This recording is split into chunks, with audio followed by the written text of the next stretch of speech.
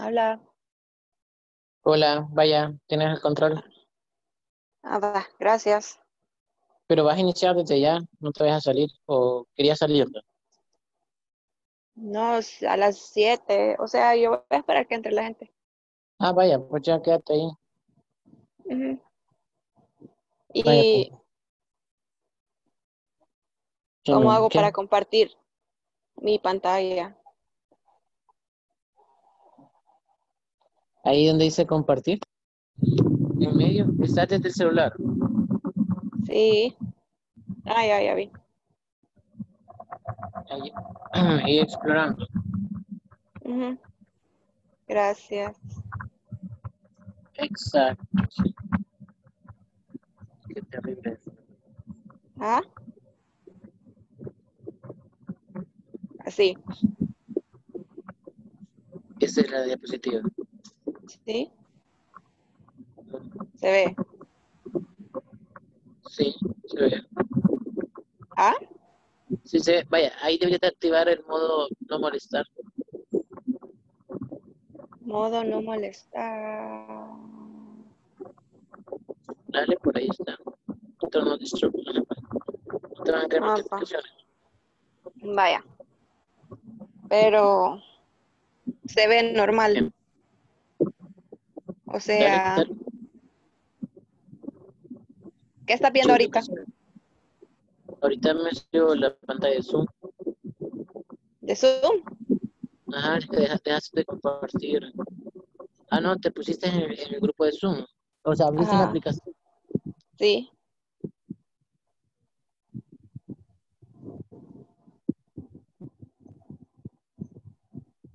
Ponete ahorita ya está grabando, ponete en lo que vas a compartir.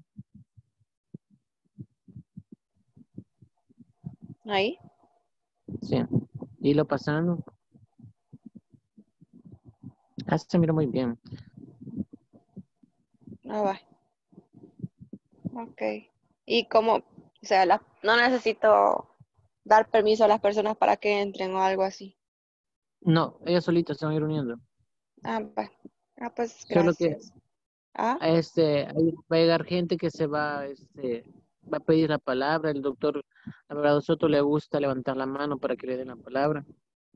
y él va a Pero estar. vos no lo puedes ver. Ah, no sé si va a estar. ¿Cómo no lo puedo ver? O sea, en las otras yo he sido el que les da la palabra, pero Ah, solo les digo, hey, mira, Miguel, el doctor tal quiere hablar. ya. Sí, porque si estoy en la otra pantalla no me sale. Vaya, vaya, pero no te preocupes, sino ellos que activen su audio y hablen. Va, gracias. Tú eres la anfitriona. Bueno, así Gracias. déjala ya para que se vayan uniendo. Ujú.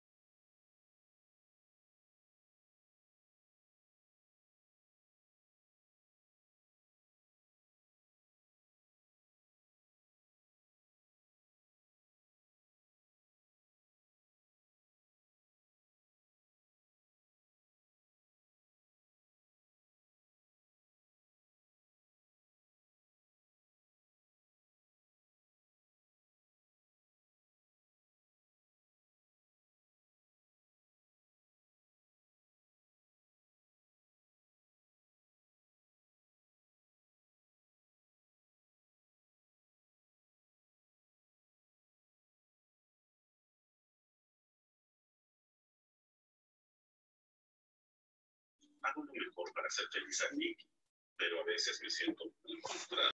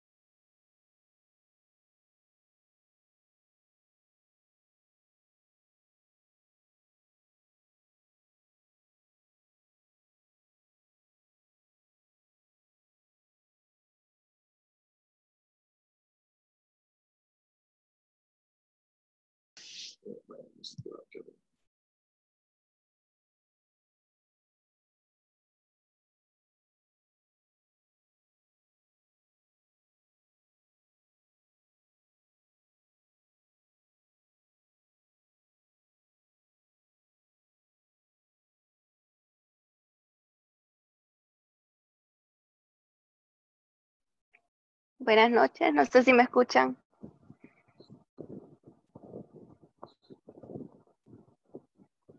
Hola.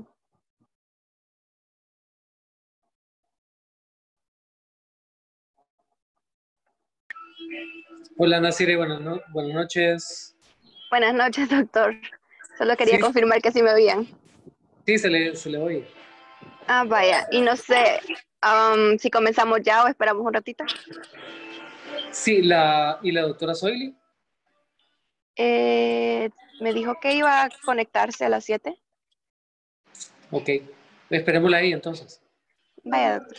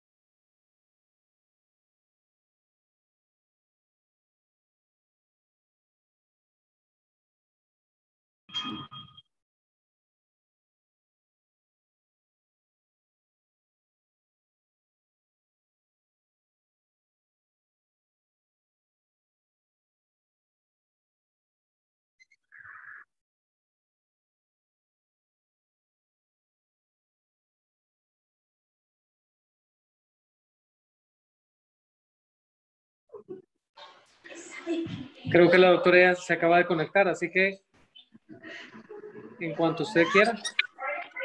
Vaya, está bien. No sé si se ve la pantalla. Sí, la vemos. Escuchar la Sí. pantalla. Sí, solo no se crea que alguien tiene activado un micrófono. Vaya. Entonces no sé si comienzo, doctor. Sí, Gaby, ya estoy aquí. Buenas noches. Buenas noches. Bueno, buenas noches a todos. Soy la doctora R2 de Ginecología y Obstetricia, Nasria Aparicio, y este día me corresponde hablar sobre el tema de VIH en el embarazo. Quisiera comenzar con un poquito de historia, no es muy largo, nada más para saber, ¿verdad?, que este virus realmente no está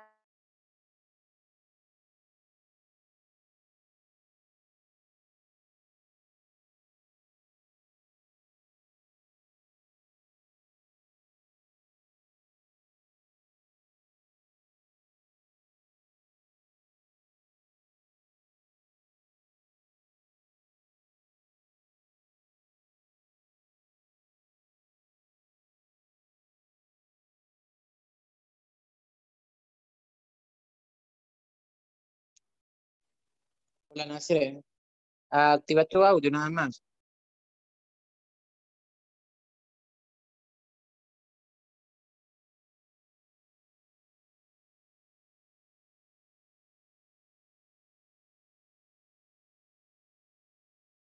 Ahora sí. Hola, ¿me escuchan?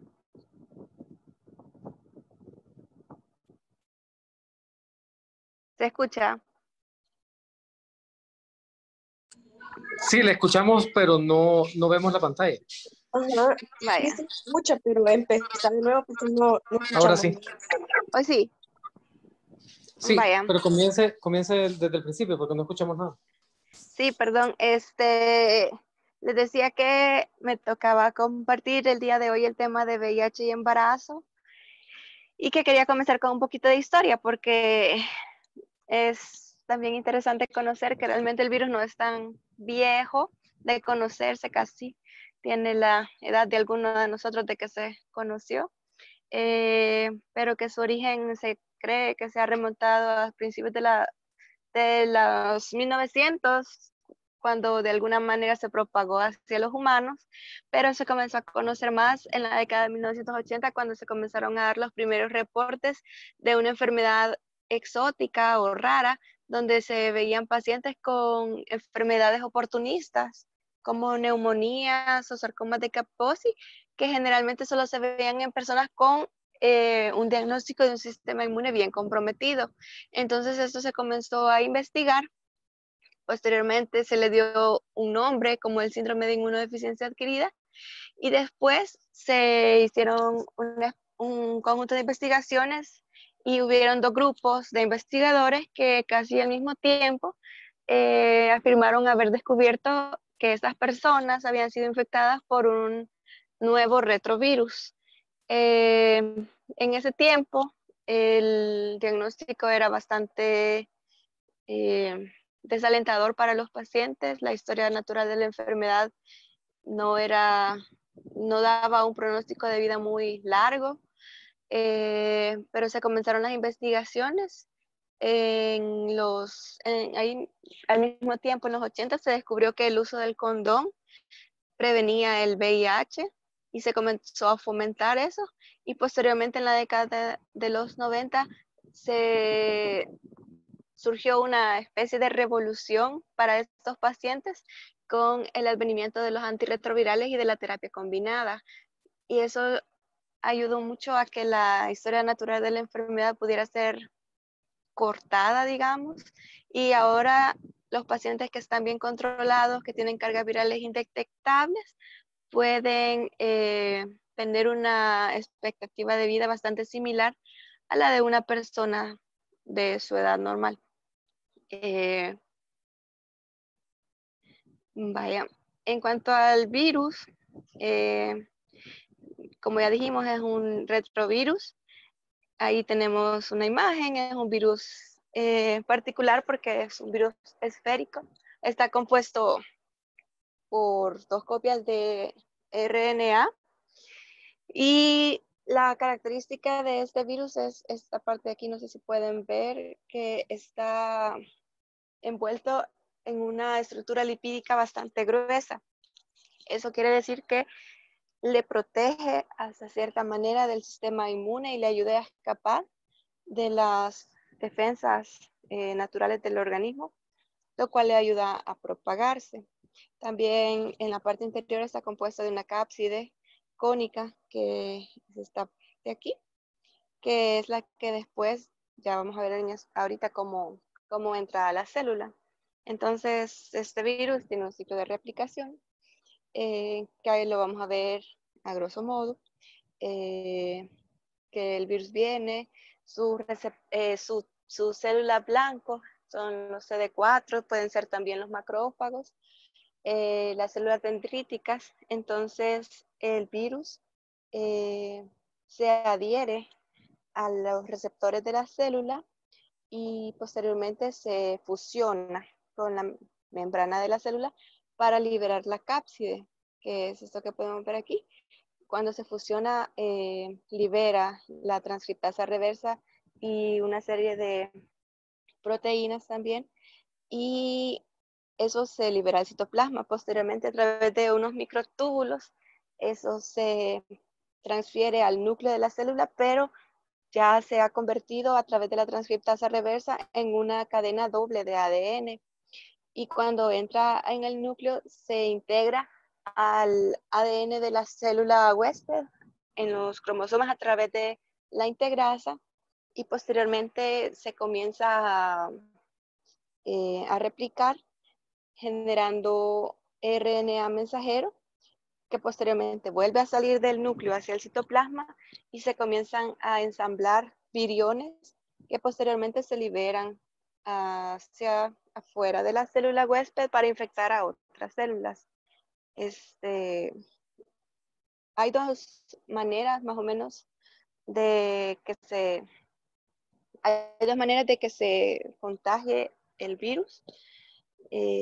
La que se ha conocido desde hace bastante tiempo es cuando los viriones a través del torrente sanguíneo se diseminan en el organismo y van infectando sus células blanco. Y la otra es una que se descubrió un poco más recientemente, que se puede transmitir a través de células presentadoras de antígeno y como en contacto directo también. Ahora, para hablar de esto, una de las estrategias más efectivas para disminuir la transmisión vertical, que es a lo que nos vamos a dedicar en este tema, es la detección temprana de la enfermedad en una mujer embarazada, idealmente en un embarazo temprano, ¿verdad? Entonces, para lograr esto, a todas las mujeres embarazadas les debemos ofrecer consejería sobre la enfermedad y la prueba del VIH, y también se debe realizar en el primer control. Hay otros países donde se necesita el consentimiento de la paciente, es decir, que si la paciente no desea que se conozca su estado de VIH, no se le puede obligar a tomarse la prueba, pero sí es bien importante la consejería, y realizada ya la prueba, también informarle, ¿verdad?, lo que puede ocurrir con el diagnóstico. También debemos de... ¿Hola? ¿Alguien quiere hablar? Perdón. Sí, yo. Diga. Ahí cuando estás Ande. hablando de que en algunos países no le tienen que pedir la consejería, que la paciente acepte la prueba, también aquí. Sí. O sea, no se puede obligar a la paciente si ella no quiere realizarse la prueba, tú no puedes obligarla, la tienes que convencer. Sí, ¿Verdad? es cierto. Ok, gracias. En eso la consejería es lo que tiene como un papel bien importante, porque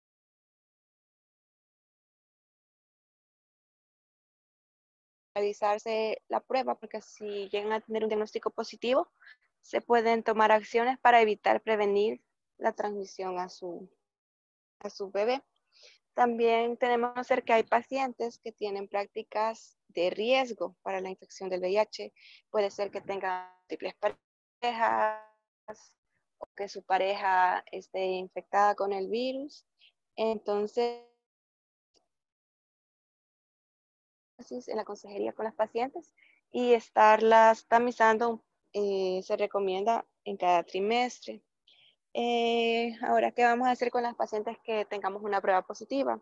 Es bien importante que cuando se identifique una paciente con una prueba de VIH positiva, se debe de referir al hospital que le corresponde a la paciente para que sea vista por un especialista y se le comience, ¿verdad?, el tratamiento y también se integre en todo esto de un tratamiento integral que tienen que tener estas pacientes. Antes de seguir, quisiera que viéramos los factores asociados a la transmisión vertical, porque eso nos va a ayudar a tener una mejor sensibilidad para poder orientar mejor a las pacientes. Entonces, los factores que ayudan a aumentar la transmisión hacia el feto es que en cuanto a los maternos, que sea una infección de primera vez, que exista la presencia del antígeno P24, que la carga viral sea alta, es decir, arriba de 1000 copias, que el estadio clínico ya sea avanzado o que tenga un conteo de CD4 bajo, que la paciente tenga conductas de riesgo como relaciones sexuales sin protección, el uso de las drogas y también un patrón de resistencia previa a los antirretrovirales. También existen factores placentarios, como pueden ser las lesiones de la barrera placentaria, las infecciones intraamnióticas y también las enfermedades de transmisión sexual, que solo por el hecho de tener una enfermedad de transmisión sexual se aumenta el riesgo de la transmisión perinatal del VIH. También hay factores obstétricos, anteparto, como por ejemplo las técnicas invasivas, la amniocentesis, la cortocentesis, la duración de membranas en las pacientes que no tienen una carga viral controlada o que en su tratamiento antirretroviral no es bueno, pero de eso ya vamos a hablar en un ratito. El tipo de parto, también están los fetales, la integridad de la piel del bebé, si el bebé es un bebé prematuro, el orden del nacimiento de los bebés en caso de ser un parto múltiple, y también la lactancia materna, que la posibilidad de transmisión es mayor durante los primeros 6 meses, y por eso ya vamos a ver que se dan una serie de recomendaciones para estas pacientes. Entonces, cuando nosotros tengamos una paciente con este diagnóstico, Gaby, antes de que continúe. Mande. Sí, aquí hay que hacer también énfasis en cómo vamos a realizar el diagnóstico. Sí. Porque eso le genera a la paciente una gran carga emocional, el saber que viene de un periférico con una prueba rápida, o no sé si sabes cómo es el algoritmo. Sí, o sea, se le debe hacer una prueba rápida, pero se le debe explicar. ¿O lo vas a hablar también, más adelante? No, lo podemos hablar ahorita. Ok. Se le debe hacer la prueba rápida en el primer control, ahí es donde se le dejan los exámenes, y se le debe explicar a la paciente que es una prueba de tamizaje, es decir, que si es positiva, se le debe de realizar una prueba confirmatoria. Eso es bien importante para que lo que usted dice, ¿verdad? Que la paciente no se siente tan abrumada porque de verdad que va a generar una carga emocional bastante fuerte. También se le debe de explicar que en caso de llegar a ser positivo, el inicio del embarazo, es decir, un embarazo temprano es la mejor etapa para comenzar una terapia antirretroviral para prevenir la transmisión perinatal, porque se espera que así, cuando se llegue al término del embarazo, ya esté controlada la carga viral y entonces las posibilidades de transmitir la infección sean mínimas. No sé si quisieran agregar algo. Sí, lo que pasa es que, pero, por ejemplo, nosotros tenemos centralizado el manejo de la paciente VIH positiva embarazada. Entonces, ellos vienen de la Unión o desde Santa Ana y nos vienen a nosotros con la prueba rápida para confirmar. Entonces, ellos deberían de confirmar en su centro para no hacer venir hasta acá el paciente, porque todos sabemos que las pruebas estas pueden tener falsos positivos y un falso Sí. positivo es el embarazo. ¿Verdad? Solo por estar embarazada ella puede tener un falso positivo.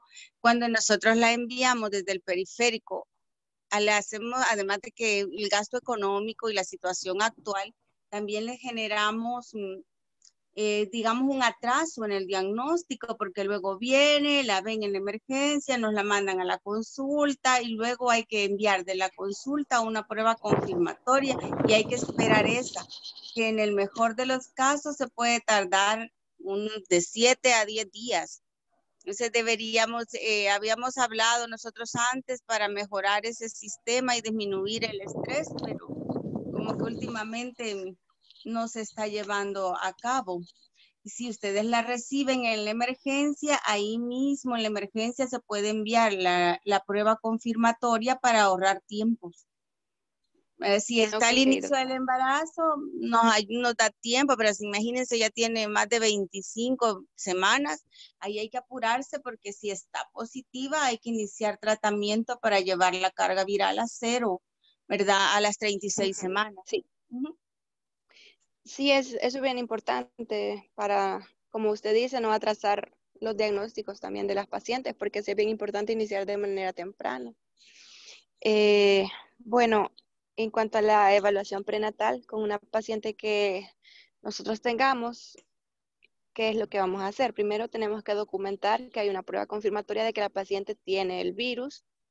En cuanto a la historia clínica y el examen físico, tenemos que ser acuciosos en preguntar si la paciente tiene antecedentes de infecciones oportunistas, si tiene síntomas de tuberculosis, que ya vamos a hablar de eso en un ratito también, si hay enfermedades de transmisión sexual, porque las enfermedades de transmisión sexual por sí mismas aumentan el riesgo de transmisión perinatal del VIH, si la paciente está usando medicamentos, qué tipo de medicamentos, el estado de inmunización, porque también ya vamos a hablar de las vacunas que se recomiendan para estas pacientes, el abuso de sustancias, que también es otra conducta de riesgo. También hay que ver si la paciente ha tenido anteriormente tratamiento antirretroviral o si va a ser de primera vez. Se debe investigar y tamizar a las parejas sexuales de la señora. Y lo que es bien importante también es determinar el estadio clínico de la infección. También se recomendaba buscar signos de VIH avanzado, signos de enfermedades de transmisión sexual concomitantes como úlceras o flujos vaginales.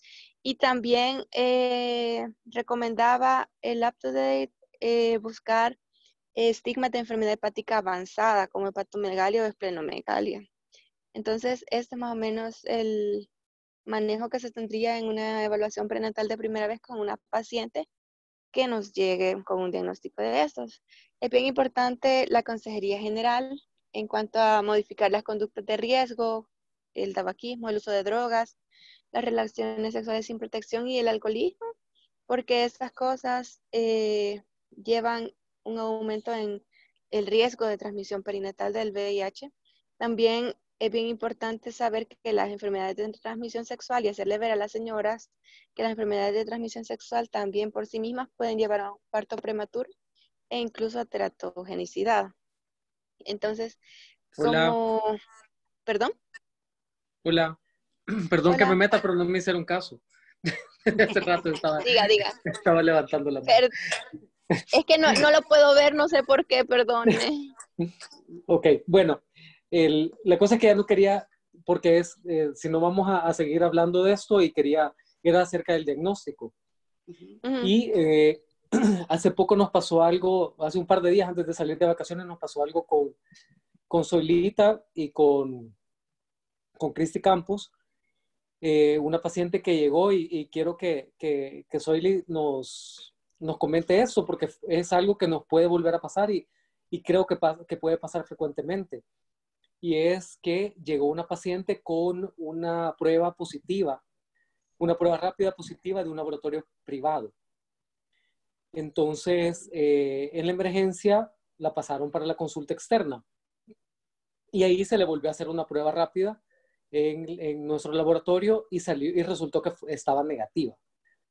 Entonces, quería que Soli nos comentara acerca de esto y y algo que yo no desconocía, ¿verdad? Es que en nuestro hospital tenemos de cuarta generación la prueba de HIV, y que en algunos laboratorios particulares puede ser que no tengan ese tipo de tecnología. Así que siempre hay que confirmarlo desde antes. Porque esa señora tenía 25 semanas, si no me equivoco, 25 o 26 semanas. Y la primera prueba del primer tamizaje le había salido negativo. Soyli. Sí, no sé, Gaby, si puedes dar tu opinión o la doy yo. Respecto a eso. Sí. ¿Sabes Bueno, la diferencia entre una ELISA de primera generación y una de cuarta generación? No, doctora, para ser sincera, no. Las de primera y segunda generación detectan anticuerpos. Y las de última generación, tercera y cuarto, detectan la partícula viral. Entonces, por lo tanto, cuando tú eliges para hacer una prueba rápida, una de tercera o cuarta generación, y sobre todo la de cuarta generación, estás haciendo un diagnóstico más preciso y más precoz.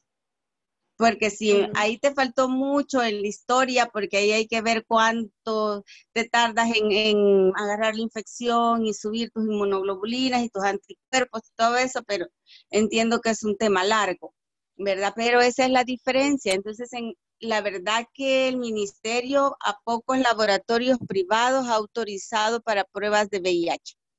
Y a la gran mayoría no están autorizados porque la prueba que ellos realizan no es la de última generación. Entonces, cuando ya nos llegan a nosotros, nuestra obligación es confirmarla o descartarla.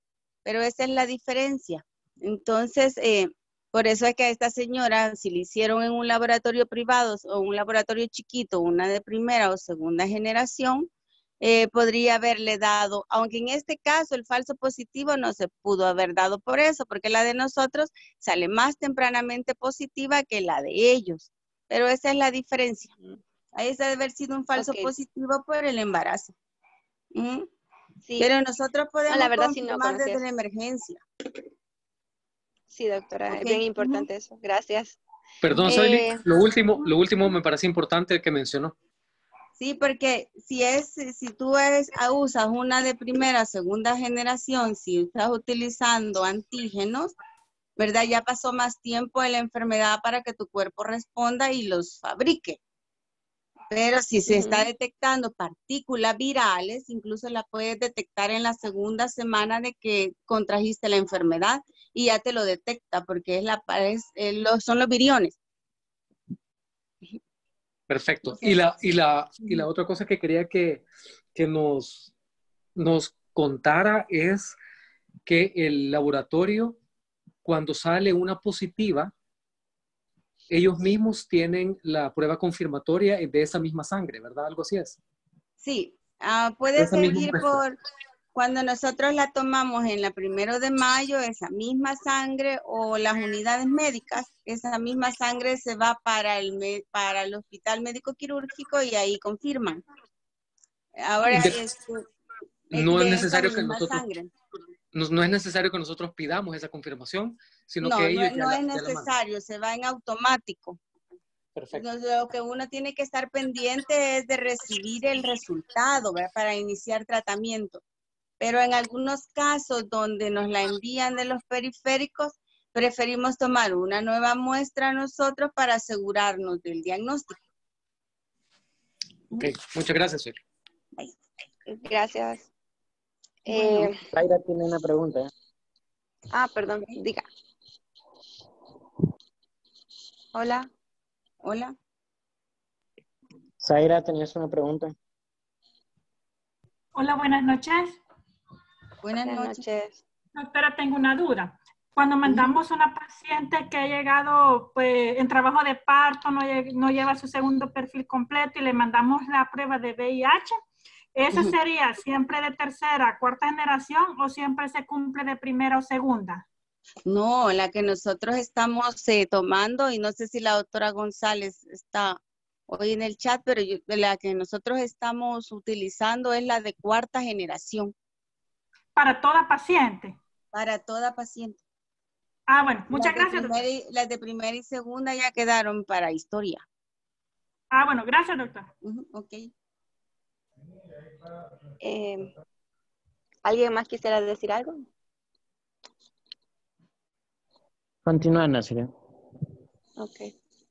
Bueno, estas pacientes necesitan que se dé un manejo integral, es decir, que no solo la vamos a tratar en un aspecto, sino en todos los que podamos. Entonces, estas pacientes tienen que ser evaluadas y manejadas por un equipo multidisciplinario, es decir, tiene que ver la infectología, medicina interna, el especialista del EDMI también, que es el especialista de la eliminación de la transmisión materno-infantil. También tiene que ver la psicología o psiquiatría, por lo mismo que habíamos hablado de la carga emocional que esto representa. Nutrición como parte del componente prenatal, tiene que coordinarse con farmacia, la dispensación de los medicamentos hacia la paciente. Trabajo social coordina también varias de estas acciones.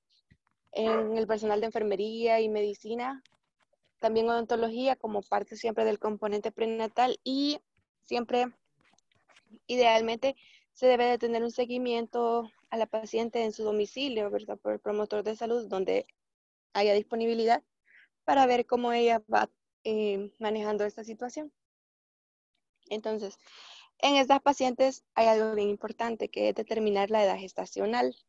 Es bien importante porque en las pacientes que no logren alcanzar la supresión viral, se les debe indicar una cesárea a las 38 semanas. Entonces, ya sabemos, ¿verdad?, que la manera de calcular la edad gestacional, pues la ultrasonografía temprana en la primera mitad del embarazo o por una fecha de última regla también. Como les decía, es importante para determinar si se va a evacuar, para programar una cesárea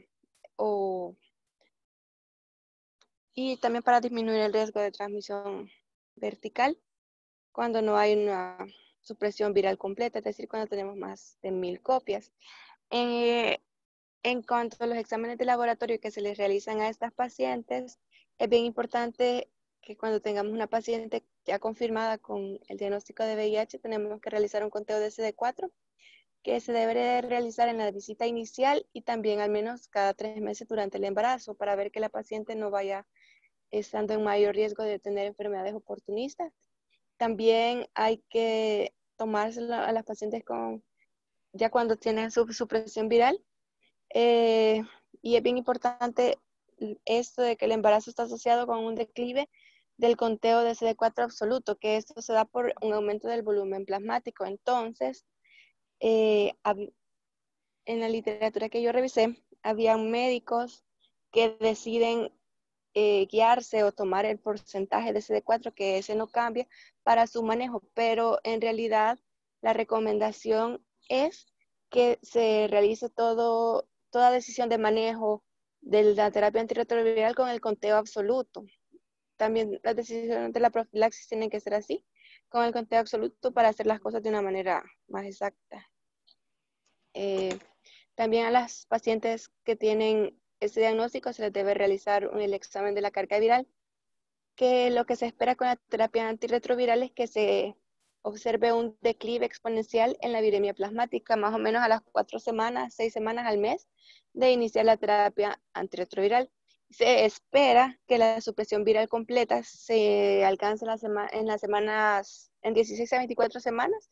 Por eso es bien importante que se inicie el tratamiento en las primeras semanas del embarazo.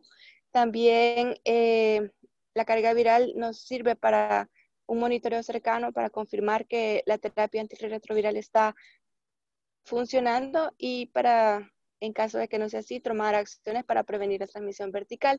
Entonces se recomienda que se tome al inicio del control prenatal, si se inicia la terapia antirretroviral, de 2 a 4 semanas después de iniciar la terapia antirretroviral, y mensualmente hasta que exista la supresión viral.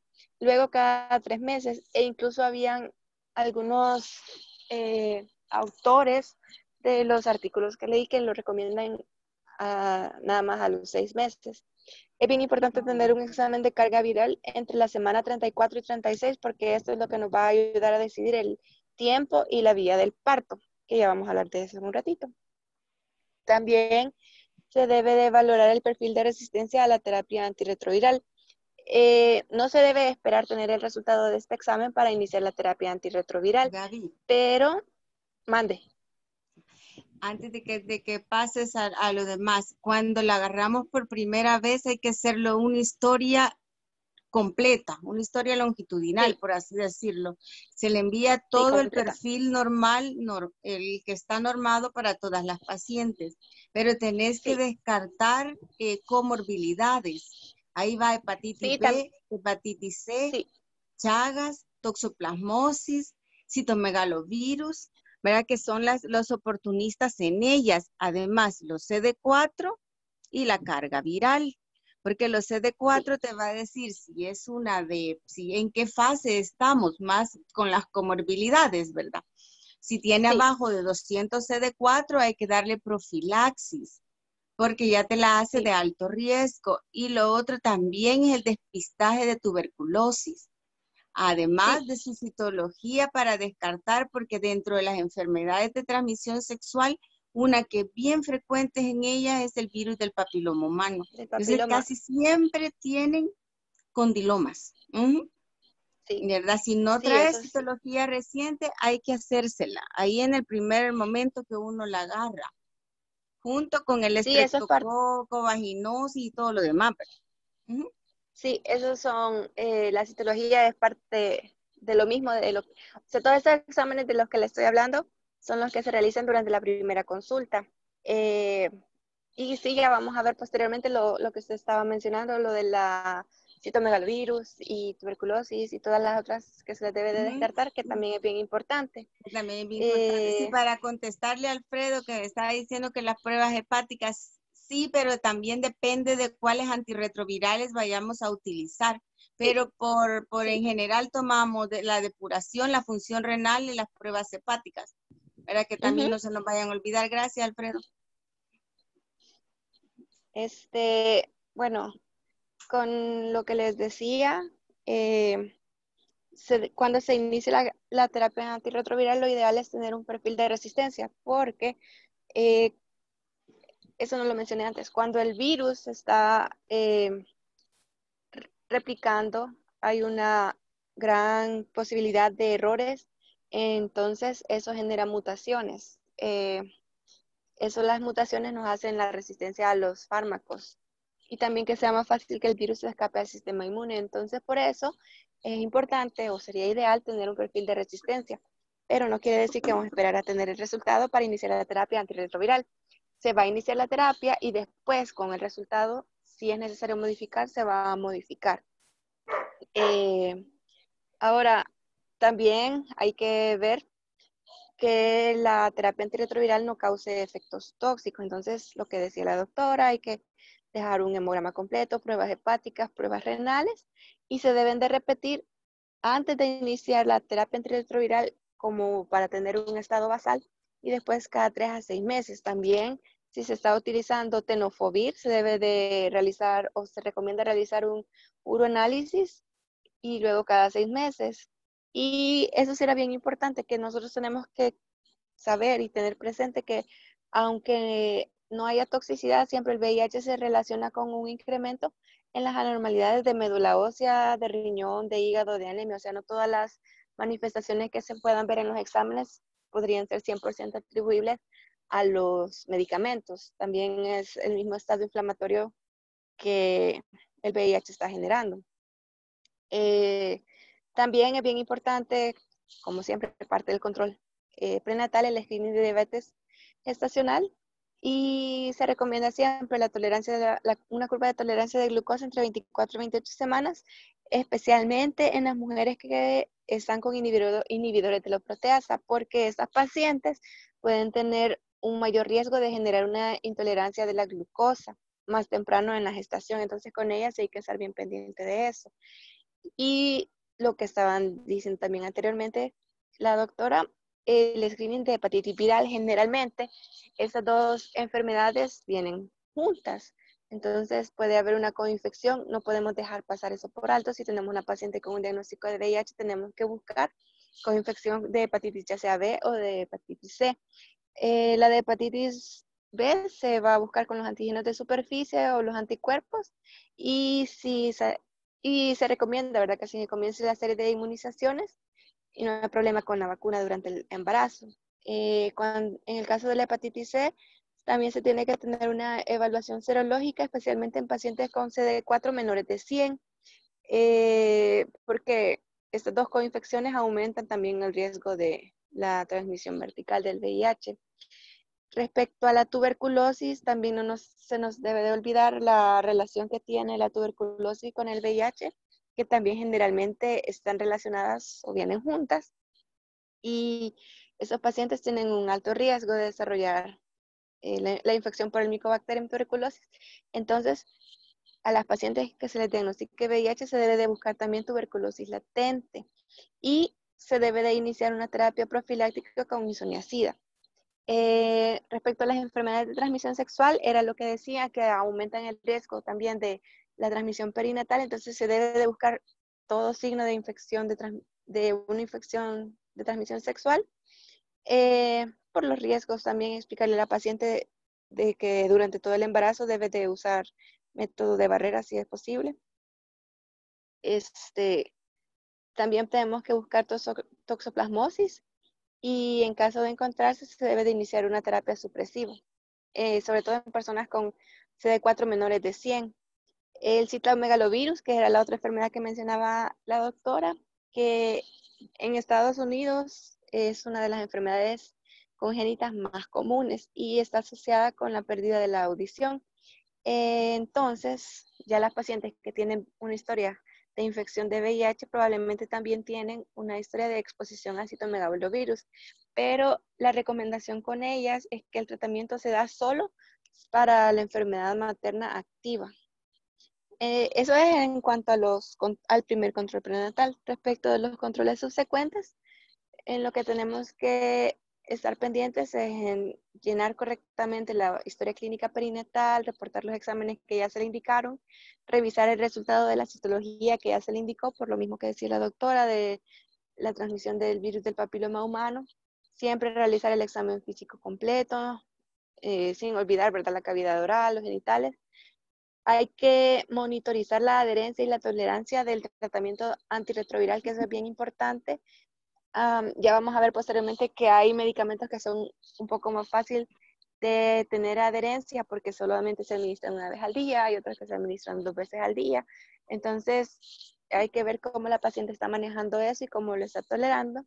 También hay que realizar un control sobre el crecimiento fetal. Se puede realizar con una ultrasonografía obstétrica en cada trimestre. Y es bien importante la consejería sobre la lactancia materna, que se aconseja el uso de sucedáneos para evitar la transmisión vertical también. Y lo que habíamos dicho anteriormente del uso consistente y correcto de métodos de barrera durante el embarazo. Respecto a las inmunizaciones, se les va a poner las inmunizaciones recomendadas en las embarazadas sin riesgo, digamos, que es la de la TD o TDP y la influenza, pero también hay que poner la vacuna del neumococo y si está disponible, yo creo que aquí no está disponible, pero la de la hepatitis A, si no han sido afectadas, y la hepatitis B. No sé si quisiera hacer algún comentario a alguien o pasamos ya a la terapia.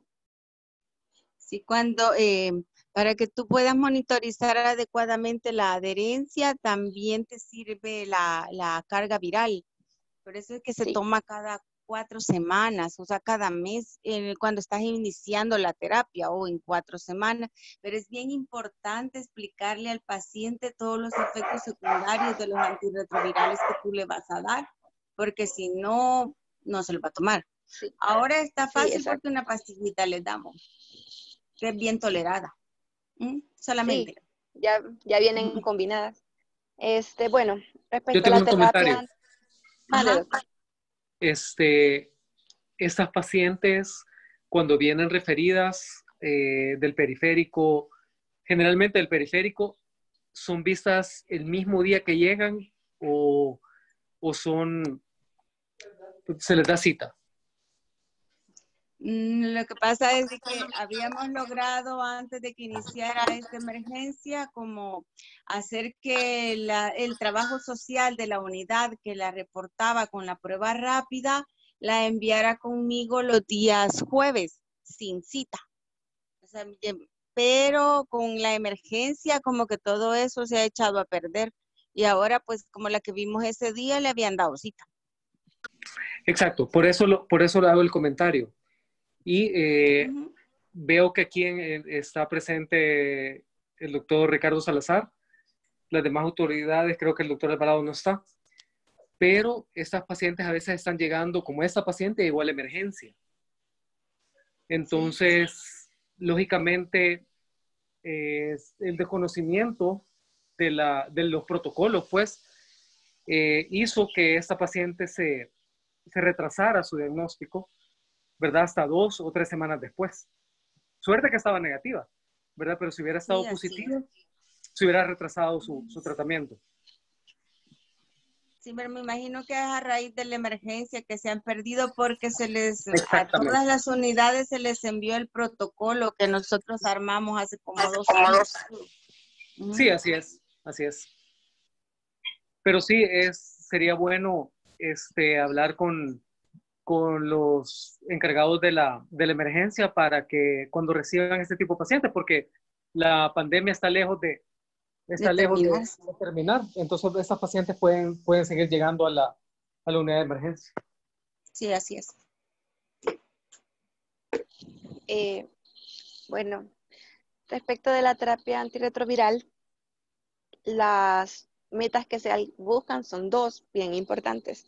Con la terapia antirretroviral se busca, en primer lugar, el tratamiento de la enfermedad materna, es decir, evitar la historia natural de la enfermedad que, como ya sabemos, nos lleva a un deterioro inmunológico y también reducir la transmisión perinatal. Entonces, la recomendación es que a todas las mujeres embarazadas, sin importar su carga viral o su conteo de CD4, se les debe de ofrecer terapia antirretroviral, a todas.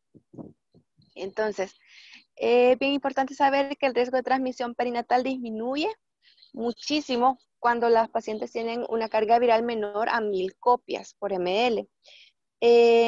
Cuando tienen 400 copias por ml hay un riesgo del 1%.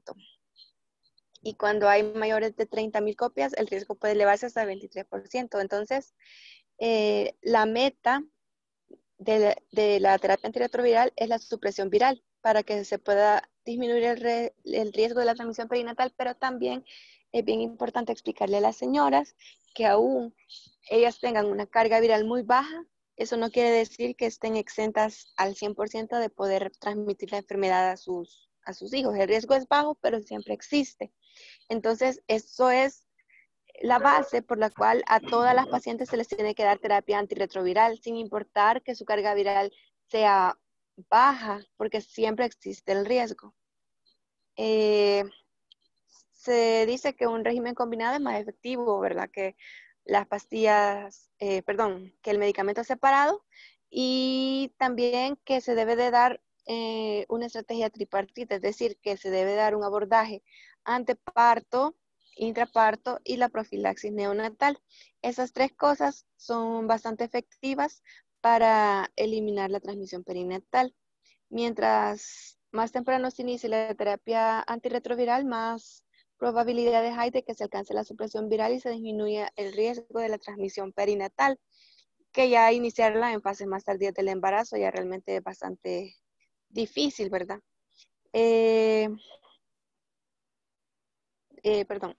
Se recomienda que se inicie la terapia al momento de hacer el diagnóstico del VIH en una mujer embarazada o en una mujer que anteriormente ya estaba diagnosticada pero no tenía tratamiento y se le diagnostica un embarazo. También en ese momento es donde se tiene que iniciar la terapia antirretroviral.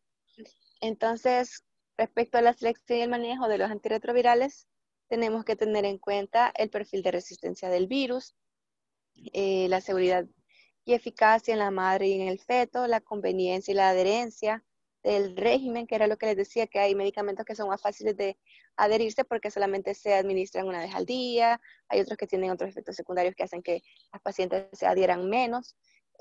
También hay que ver si la paciente está tomando otros medicamentos para ver el potencial de interacción. La farmacocinética del embarazo, porque ya vamos a ver también que por el mismo embarazo hay medicamentos que al final del tercer trimestre ya sus niveles plasmáticos disminuyen, pero es por la misma farmacocinética del embarazo. También se debe realizar lo que le decía, un test de resistencia, sobre todo si la paciente ya ha tenido terapia antirretroviral previa y la ha suspendido o la ha abandonado. La regla general es que en las pacientes que se les va a iniciar la terapia antirretroviral por primera vez, la selección puede ser similar al de las pacientes no embarazadas, que ya vamos a ver posteriormente que es 2 inhibidores de la transcriptasa reversa que se pueden juntar con un tercer medicamento que puede ser un inhibidor de la proteasa o un inhibidor de la integrasa.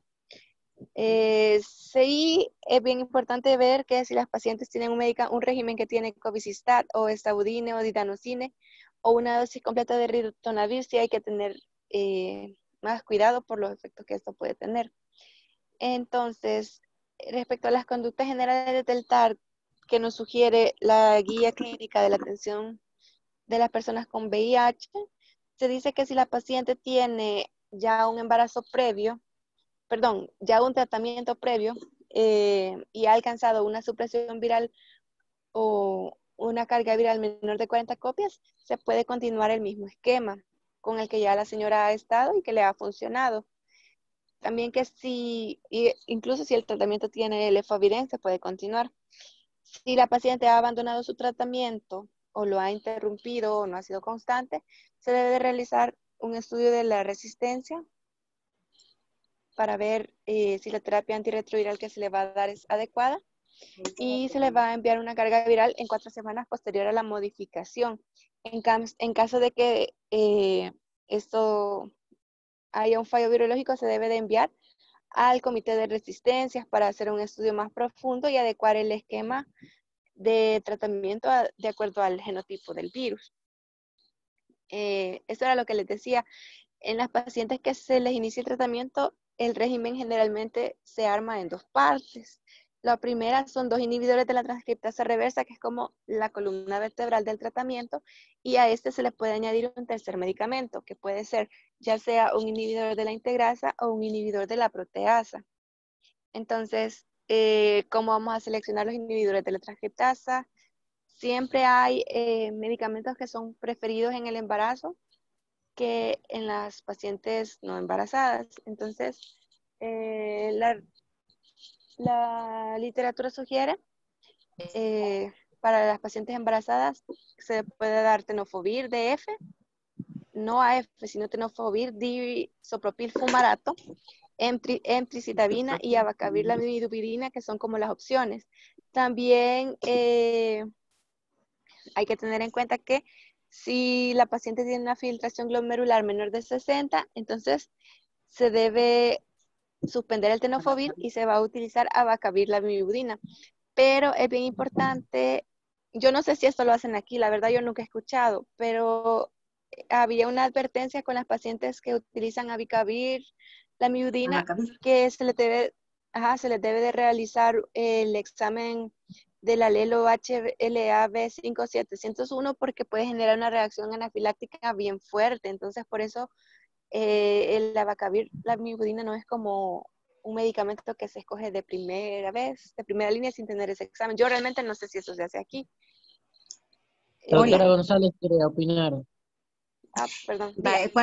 Cuando tú vas a iniciar el tratamiento puedes tener diferentes escenarios. Un escenario es que lo diagnosticaste por primera vez. O sea, hiciste el primer perfil y ahí lo diagnosticaste. Entonces ahí vas a dividir tu razonamiento en 2. ¿Tiene menos de 12 semanas o tiene más de 12 semanas? Porque hay algunos medicamentos que son teratógenos que no se pueden utilizar abajo de las 12 semanas. Pero la mayoría de las nuestras las estamos agarrando después de las 12 semanas. Es decir, cuando tú ya los agarras después de las 12, tenemos un nuevo esquema, que es el que están migrando todas las pacientes, que es el dolutegravir, ¿verdad? Con tenofovir y lamivudina, que casi todas están con ese. Luego puedes tener otro escenario, una paciente que ya estaba diagnosticada, pero que abandonó el tratamiento. Ahí tienes que hacer una lista de todos los antirretrovirales que ella tomó, ¿verdad? Porque ahí sí tenés que enviar la genotipificación antes de iniciar el tratamiento. Y si además de eso le tenés que ver que no tenga insuficiencia renal, porque ahí vas a elegir la tenofovir alanina o la tenofovir, ¿verdad? Isoproxil. Pero además de eso puedes tener otro escenario. Una paciente que no te toleró los antirretro, entonces tenés que elegir otra gama. Entonces tenés que jugar con un montón de posibilidades, ¿verdad? Pero normalmente en el ministerio, si ella ya tenía un esquema de antirretrovirales que le estaba funcionando y que su carga viral era indetectable, abajo de 40 copias, ella puede continuar con ese esquema si tú ya la agarraste después de las 12. Pero como en el seguro está ahorita sufriendo una migración hacia el nuevo esquema, que es el combinado con dolutegravir, pues todas automáticamente, aunque estén con carga indetectable, pasan a ese esquema después de las 12 semanas.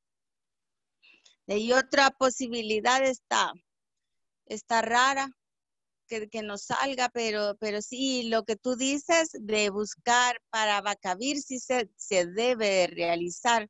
Lo que pasa es que a veces se tienen solicitado solo cierto número para la genotipificación y nos envían, ya no tenemos. Y entonces, ¿Y eso se hace aquí? Sí se hace. Y como la probabilidad de que sea, de que le dé es remota, pues en el nombre de Dios, ¿verdad? Pero lo ideal es hacerla y en los otros países pues sí se hace. Y aquí también sí se solicita. Pero tiene que ir al comité y en todo eso terminamos el embarazo. Sí, es cierto. Gracias. Bueno. Bueno, respecto al tercer medicamento que se le va a hacer, que se le va a añadir, pueden haber dos opciones. O un inhibidor de la integrasa o un inhibidor de la proteasa. Entonces, en cuanto a los inhibidores de la integrasa, está el dolutegravir, que la ventaja es que tiene una alta potencia virológica y se administra solo una vez al día. Entonces, la adherencia es mejor. Y también está asociado a una rápida disminución de la carga viral. Si no, también está el raltegravir, que la desventaja es que se administra 2 veces al día, entonces ahí ya nos va costando un poquito más con la adherencia, pero también disminuye la carga viral rápidamente. Y luego están los inhibidores de la proteasa, que está como opciones el atazanavir y ritonavir, que se administra una vez al día. Nuevamente, eso es algo bueno por la adherencia, pero se ha asociado a defectos del tubo neural antes de las 12 semanas. Y también puede causar hiperbilirubinemia. Y la otra opción es el darunavir, ritonavir, que se administra 2 veces al día, pero se tiene que saber que la mayoría de inhibidores de la proteasa están asociadas también a un riesgo teórico de parto prematuro, entonces todas esas cosas hay que tenerlas en cuenta para seleccionar el régimen que va a tener la paciente. Hay pacientes que no pueden usar los agentes mencionados por las razones que decía la doctora, ya sea que no los toleró, o la adherencia no era buena, entonces hay alternativas que no son de primera escoge, pero que están disponibles, como el efavirenz, el ripilvirine, el lopinovir, ritonavir y la citobudina. El cobicistat es uno de los ejemplos de los que les mencionaba anteriormente de la farmacocinética del embarazo. No se recomienda este medicamento porque en el tercer trimestre los niveles plasmáticos disminuyen y son menores de los que se esperan. Entonces, o se le aumenta la dosis o se prefiere mejor utilizar otro tipo de medicamentos. Estas son las opciones de las que hablamos anteriormente, pero como pueden ver también, ¿verdad? Generan efectos adversos o se administran más de una vez al día, entonces por eso no son como de primer escoge. La guía clínica para la atención de las personas con VIH del Ministerio de Salud nos da esta recomendación. La primera línea preferencial, el tenofovir DF y la lamivudina, y el dolutegravir en una dosis vieja ya combinada. Y ahí están las alternativas, ¿verdad? En caso de que por alguna razón no se pueda administrar el de primera línea. Entonces vamos a comenzar a ver una serie de situaciones que depende del escenario clínico que se tenga, así se va a actuar. Por ejemplo, ¿qué sucede si tenemos una paciente con VIH y un tratamiento antirretroviral previo, que era lo que ya decía la doctora? Es bien importante conocer el estado inmunológico previo al embarazo, los exámenes que ya se dijeron, la carga viral, el conteo de CD4, ver cómo la señora está adherida o no a su tratamiento, si el medicamento le causa o no reacciones adversas. Y como ya se dijo anteriormente, si la señora está con una carga indetectable, no hay ningún problema de que continúe su mismo esquema y que ya previamente tenía. Pero si hay un fallo virológico, es decir, que no se logra la supresión viral, hay que solicitar un genotipo y se debe de cambiar el esquema de acuerdo al resultado. También se debe de tomar carga viral cada 6 semanas durante todo el embarazo y especialmente entre las 34 y 36 semanas, porque ya vimos que eso nos dice el tiempo y la vía del parto. También se recomienda utilizar la sidopudina intravenosa en el momento del parto, y también se recomienda suspender la lactancia materna y indicar los sucedáneos, ¿verdad? Y la profilaxis del recién nacido. Ahora, una paciente como la que nos decía la doctora, que no la identificamos tempranamente, la identificamos ya cerca del parto y ya después de las 30 semanas, la guía de la atención de las personas con VIH nos dice que hay que ingresarla. Se le debe de tomar carga viral y CD4 de las demás pruebas y debe de ser evaluada por el equipo de la EDMI. También se le debe de iniciar la terapia que contenga dolutegravir. A estas pacientes, como no se va a lograr una supresión viral, se le debe de programar la cesárea a las 38 semanas, siempre con la profilaxis de la sidobudina en el momento del parto. Se le repite una carga viral en el posparto y también se suspende o se recomienda no dar lactancia, sino que sucedáneos también a los recién nacidos, y la profilaxis antirretroviral para el recién nacido. Esta es la otra situación, una paciente con un embarazo ya de término, que la prueba le salió positiva durante el trabajo de parto, con una prueba rápida que también puede pasar, ya que hay pacientes que no llevan sus perfiles completos y se los dejan durante su trabajo de parto. Entonces, con ellas se debe de administrar la sidobudina intravenosa. Se recomienda también agregar neviparina en una dosis única. Y entonces depende del escenario clínico, va a ser la vía del parto. Si la paciente ya tiene una dilatación mayor de 4 centímetros y hay un parto a corto plazo y no tiene una contraindicación obstétrica, se puede dar un parto vaginal. Pero si la paciente se encuentra en una fase de latencia, tiene membranas íntegras, se puede proceder con una cesárea. Lo único que siempre se debe de administrar la sidobudina como recomendación, ya vamos a ver posteriormente eso, pero una hora antes, a una dosis de 2 miligramos por kilo y luego a 1 miligramo por kilo hasta el pinzamiento del cordón. No se recomienda el uso de tocolíticos para prolongar el uso de la profilaxis. También en esas pacientes se suspende la lactancia materna y se debe de usar una profilaxis con el recién nacido. Ahora, si tenemos una paciente que se diagnostica en el posparto, se debe pues primero confirmar, ¿verdad? Que si tenga este diagnóstico, se debe de referir con los especialistas de la EDMI.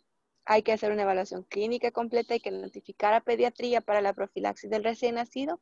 Se debe de suspender la lactancia materna, se debe de tamizar a la pareja y es bien importante también ofrecer la planificación familiar y explicarle a las pacientes la importancia de esta. Ahora, La doctora González quiere hablar. Perdón, mande, doctora. Vaya, mira, escuché con respecto a la paciente que agarramos terminando el segundo, el tercer trimestre, la idea de ingresarla es facilitarle las pruebas y hacer un diagnóstico más oportuno. Más rápido. ¿Verdad? Sí, por lo menos cuando estuvimos usando el raltegravir, la carga viral disminuía en 4 semanas si la paciente era adherente. Con dolutegravir todavía no puedo decir en cuánto tiempo la bajan, pero con raltegravir logramos bajar de pacientes detectadas a las 30 semanas, que a las 34 semanas ya tenían carga indetectable. Si no tenemos una carga viral de la semana 34, 35, hay que esperar a tenerla para decidir si le vamos a dar parto vaginal o parto por cesárea.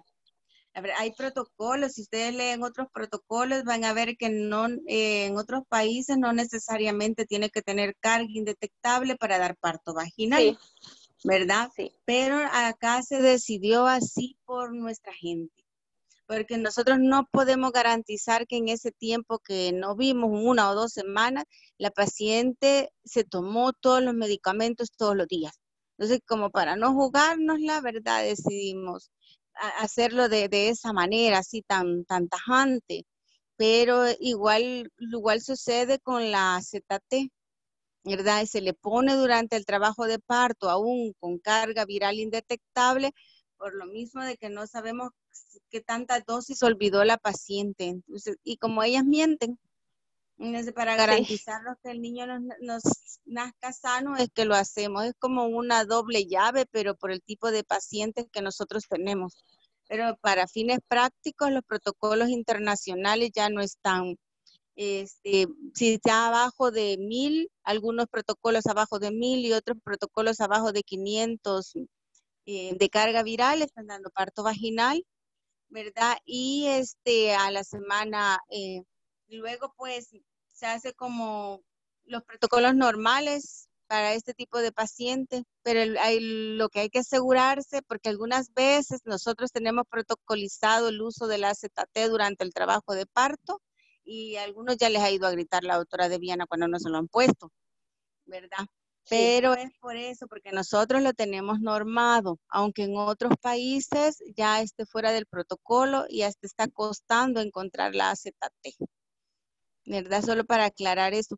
Pero lo importante, si nosotros no vamos a lograr hacer un adecuado diagnóstico, ni vamos a garantizar una adecuada adherencia, o la paciente vive a saber dónde, es una paciente que ya abandonó muchos protocolos, la vamos a perder, es mejor ingresarla y asegurarnos para que la vea todo el equipo, ¿verdad? Que se va a tomar los medicamentos para asegurarnos el parto, y por eso es que a veces ustedes ven que nosotros ingresamos pacientes solo para darle la pastilla, ¿verdad? Porque no hay otra forma de controlar que se la tomen. ¿De acuerdo? Sí, doctora. Sí, gracias. Yo quiero comentar algo. Diga, doctor.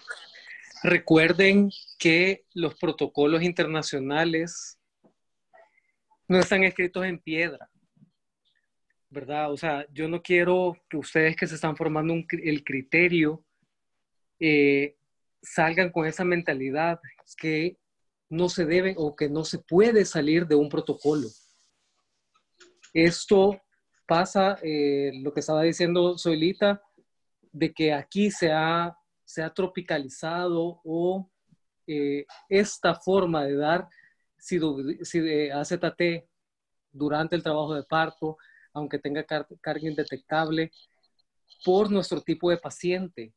Entonces, no es que estemos en contra de los protocolos internacionales. Quiero que quede bien claro esto. Esto es igual que lo de la insulina que estábamos hablando anteriormente en la clase de diabetes, que los protocolos pueden decir 0.7, 0.8, hasta 1 unidad por kilo al día, pero que en nuestras pacientes no podemos comenzar de un solo con esa dosis, ¿verdad? Es lo mismo con lo de la AZT, ¿verdad? No quiero que ustedes se formen el criterio como los criterios que se pueden formar las enfermeras, que no se pueden salir del protocolo porque está escrito en piedra para ellos, ¿de acuerdo?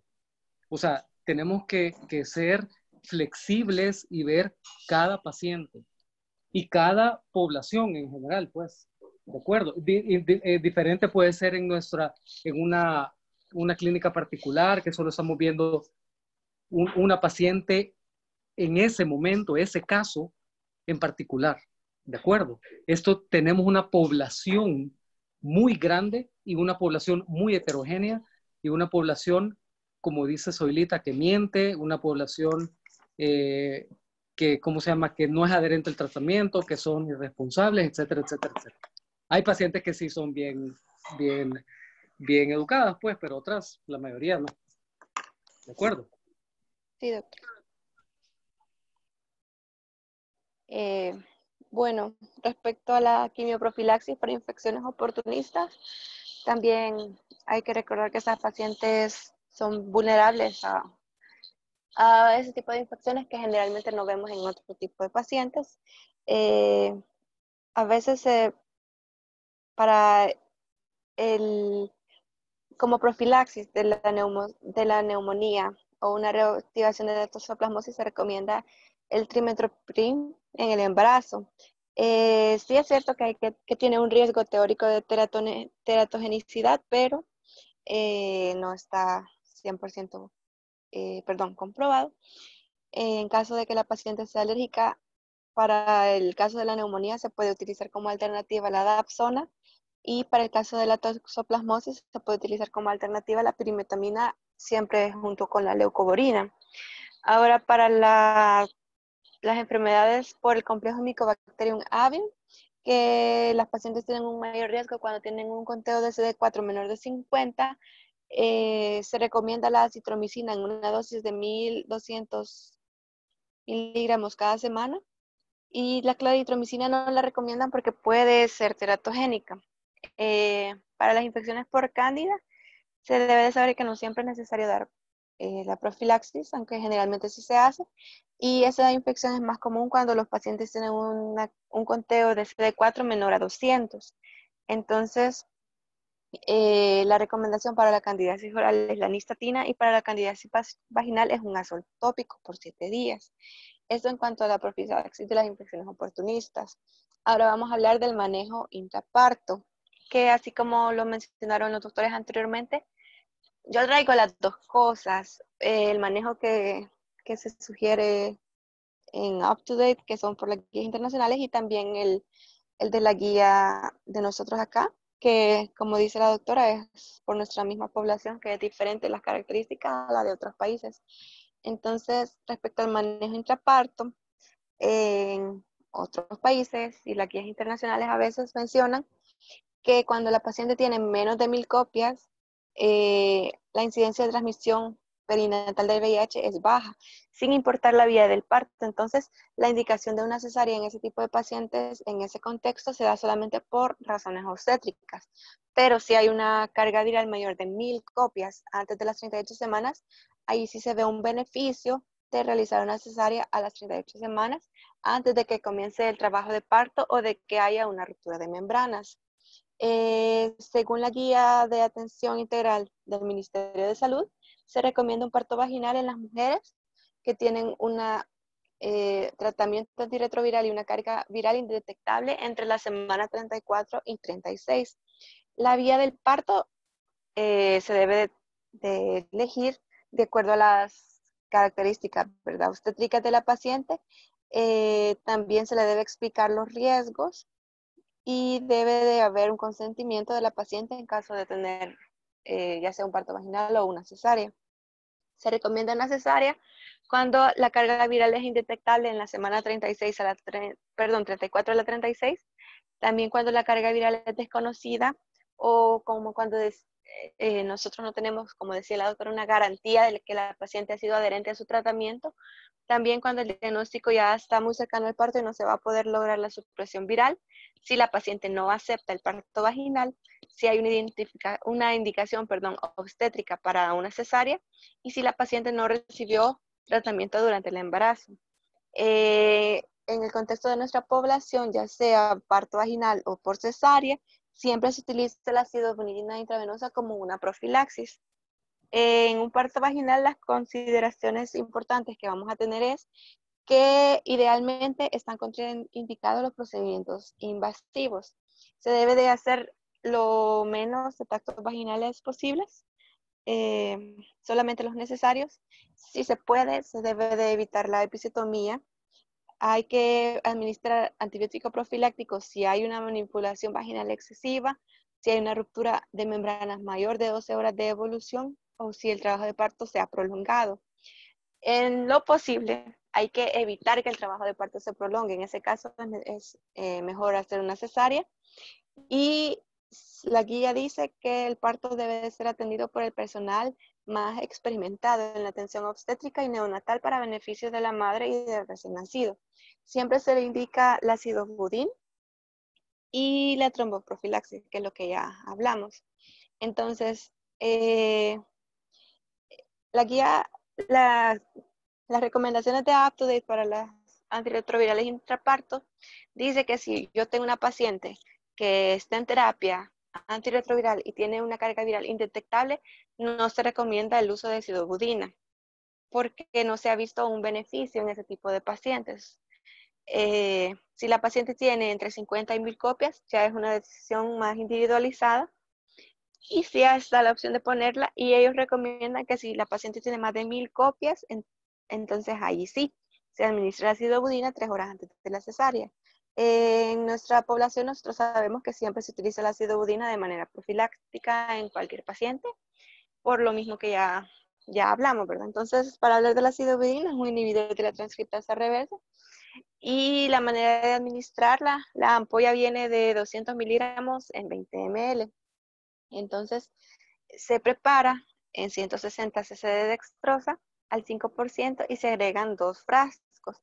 Al final nos va a quedar una concentración de 2 miligramos por ml y esta dilución se pasa una carga en la primera hora que es 2 miligramos por kilo y luego se da una dosis de mantenimiento que es 1 miligramo por kilo hasta que se pinza el cordón. Esa es la manera que nos dice la guía para poder aplicar la profilaxis. Ahora vamos a hablar de 2 situaciones, trabajo de parto prematuro y también ruptura de membranas.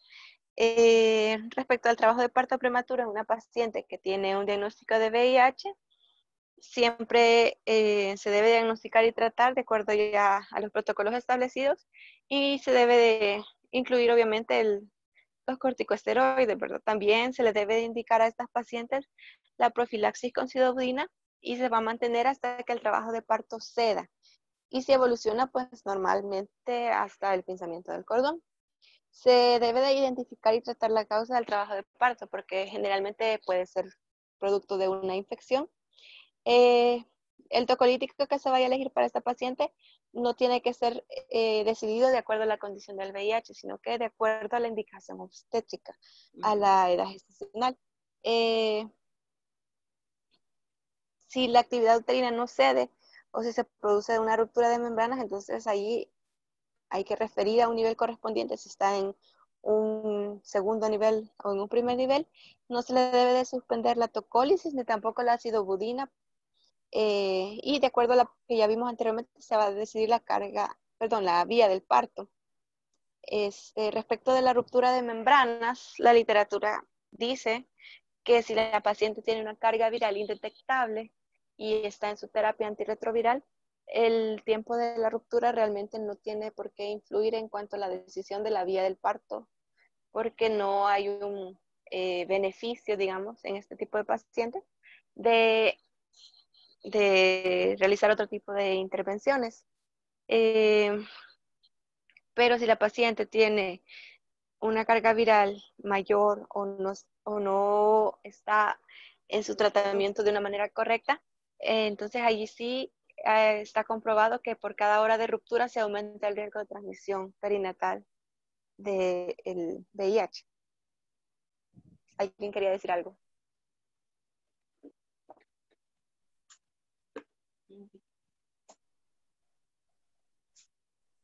Ok. Vaya, ahora en el manejo postparto, es bien importante esta recomendación de sustituir la lactancia materna, pero depende también del contexto de la población. Hay otros países donde esto no se recomienda porque no hay sucedáneos efectivos. Gaby, Mande. como ya vas a pasar al posparto, solo vamos a poner en aquella paciente que no se ha hecho ningún perfil y llega en trabajo de parto, ¿cómo la vamos a manejar? No la conoces, no sé, ningún perfil. Es que en las pacientes que no se conoce su carga viral también se debe de colocar la sidobudina, o sea, es como si tuviera una carga viral alta. Sí, pero esta señora no se ha hecho ningún perfil, tú le mandas la prueba rápida y te sale positiva. Y ya Ujú. tiene 6 centímetros. Como ya tiene 6 centímetros y no tiene una contraindicación obstétrica, le tocaría un parto vaginal, pero siempre con la profilaxis de la sidobudina. Exacto, ¿verdad? Hay que tenerlo bien en cuenta porque hace poco nació uno que ya estaba ahí y le hicieron cesárea y ahí aumenta el riesgo incluso, ¿verdad? Incluso para la Sí, gente que va a operativizar la cesárea. Ujú. sí, sí, así es. Eh, bueno, respecto del posparto, lo que se recomienda es que si es posible se sustituya la lactancia materna por sucedáneos, porque así se disminuye aún más el riesgo de transmisión perinatal. Se va a mandar siempre a la paciente a su controlado 7 días posparto por el ginecólogo encargado de la EDMI o en el primer nivel de atención, pero a las 6 semanas siempre la tiene que ver el encargado de la EDMI. Se le debe ofrecer planificación familiar y es hacerle un énfasis bastante fuerte en esto y en el uso de los métodos de barrera. También la vamos a referir a la consulta de alto riesgo reproductivo y al internista para que ya él pase con el tratamiento de la paciente y siempre, ¿verdad?, el control del recién nacido, que también van a tener que hacerle pruebas. Gaby, Mande.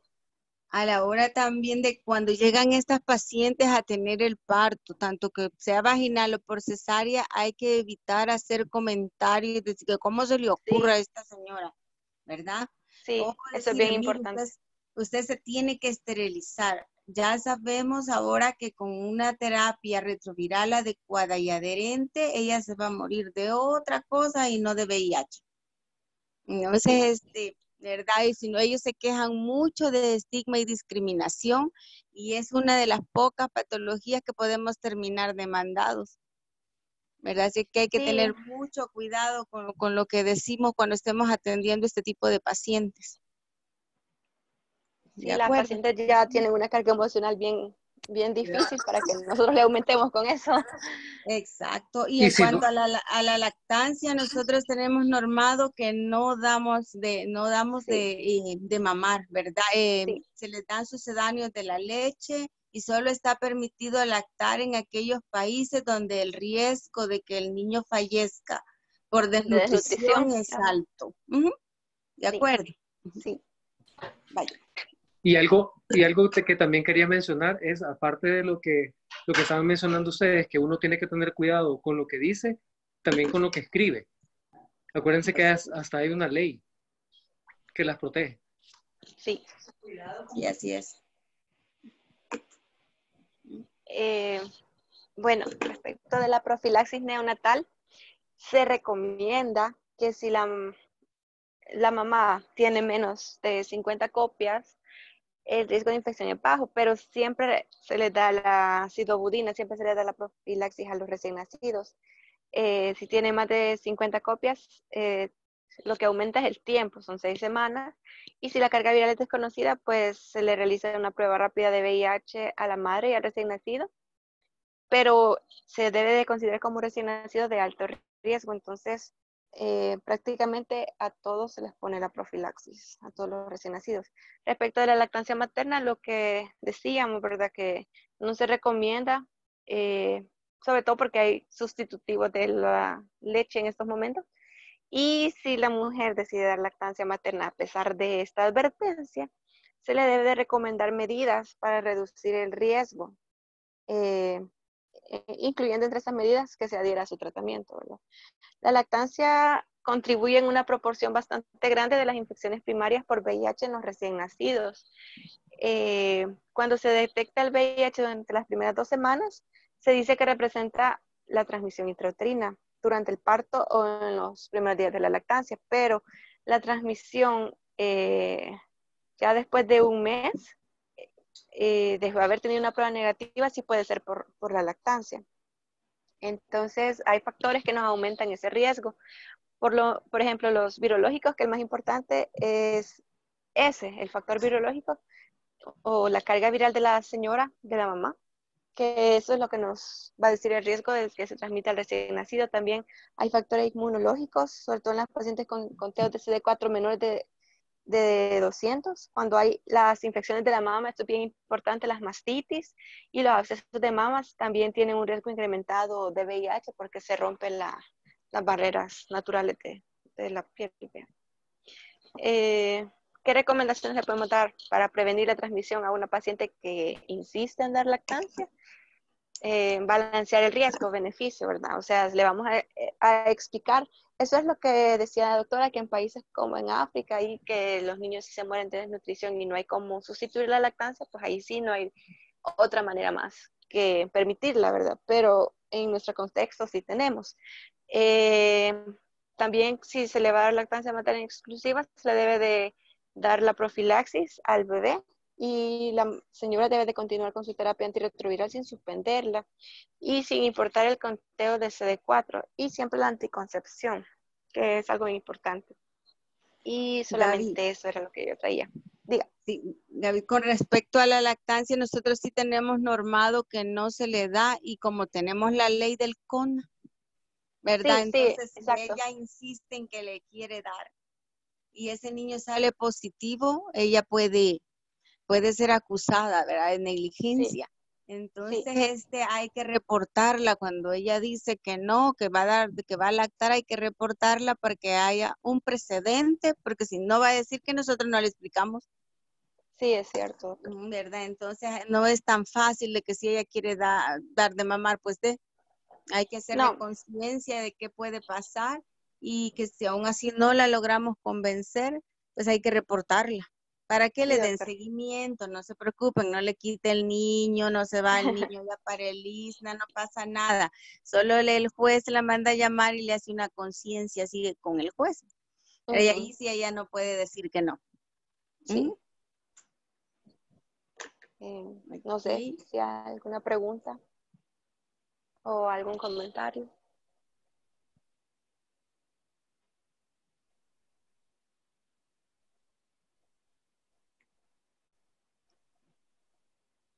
Con respecto a cuando colocamos la AZT durante el trabajo de parto, hay que recordar que es cuando la paciente ya entre a la fase activa, porque Sí, ya hemos tenido algunos partos que no se les ha colocado pronto y ha nacido sin eso, y ustedes ya saben lo que pasa si nace sin eso, en el hospital, ¿verdad? sí, Por supuesto. sí. Entonces hay que tener cuidado con eso y también verificar no sé si ahora hay de los cables de solución de los negritos. ¿Cómo se Siempre llaman les esos? ponen, Ajá, si no hay que verificar que lleve el papel carbón, ¿verdad? Para les protegerlo de la ponen. luz. Ujú. Y ahí no sé qué más nos faltaría. Había una pregunta acerca de la dosis. ¿De qué? La ¿De la dosis AZT? según el IMC. Es que en lo que yo encontré es que se da una dosis de carga de 2 miligramos por kilo en la Por primera kilo, hora y después es de mantenimiento 1 miligramos. miligramo por kilo. Sí, la pregunta, Miguel creo que la hizo, es que Ajá. si cambia la dosis según el IMC o no hay ninguna variación. No hay ninguna variación. La Perfecto. calculamos por 2 miligramos por kilo peso materno. O sea que si pesa 80 kilos, pues 8 por 2. Y si pesa 150 kilos, 150 por 2. Son 2 miligramos por kilo la primera hora y luego 1 miligramo por kilo el resto hasta pinzar cordón. Y peso actual, ¿verdad? No en el, no el peso No, actual. peso actual, sí. Perfecto. Había otra, no la alcancé a ver. Esa era, si era peso actual. Ah, ok. Ok. No sé si alguien tiene alguna otra pregunta. O...